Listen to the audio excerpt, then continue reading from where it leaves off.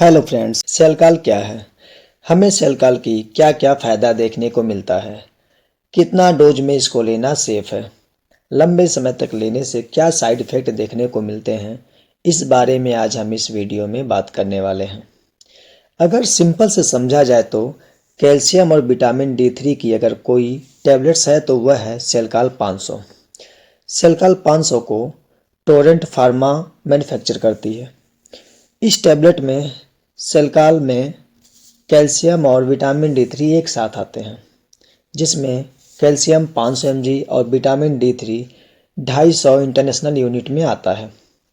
देखिए, जब भी हम विटामिन D3 की बात करते हैं तो हमें ध्यान रखना है कि हमारे शरीर के लिए विटामिन D3 बहुत ही आवश्यक है, जिसका मुख्य स्रोत है सूर्य का प्रकाश। चूँकि हम सबका लाइफ स्टाइल इस तरह से हो गया है कि हम सब सन एक्सपोजर पर नहीं आ पाते हैं। हम डाइट उस तरह की नहीं ले रहे हैं, जिसकी वजह से हमारे शरीर में विटामिन D3 की कमी हो जाती है। जब भी शरीर में विटामिन D3 की कमी हो रही है, उस वजह से हमारे शरीर में कैल्शियम अच्छे से एब्जॉर्ब नहीं हो पाता है। हमारे हड्डियों को मजबूत रखने का काम किनका है? कैल्शियम का। कैल्शियम और फास्फेट का, जो अच्छे से नहीं हो पाता है क्योंकि हमारे शरीर में विटामिन D3 की कमी हो रही है। ऐसे समय में हम जब भी चलते फिरते हैं तो थकान महसूस होने लगता है, पैरों में झंझनाहट होने लगता है, बार बार फ्रैक्चर हो जाता है या हमारे घुटनों में दर्द होता है आदि समस्याएं होती हैं। ऐसे समय पर बोला जाता है कि विटामिन D3 कम हो गया है, या तो हमें इंजेक्शन फॉर्म में या तो टैबलेट्स फॉर्म में दे दिया जाता है विटामिन D3 को लगाने के लिए। अब ऐसे समय में जब विटामिन D3 की कमी हो रहा है तो कहीं न कहीं कैल्शियम की कमी भी है, जो सेलकाल 500 दोनों की पूर्ति कर देता है। हमारे शरीर में एक डेली मानक जो कैल्शियम का है वो है 1000 से 1200 mg होना चाहिए।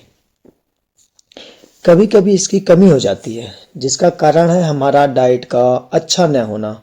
हम पनीर नहीं खा रहे हैं, हम अंडा नहीं खा रहे हैं, जिसकी वजह से काफ़ी बार कैल्शियम की कमी हो जाती है। या फिर एक कारण विटामिन D3 की कमी भी है, जिससे कैल्शियम कम हो जाता है।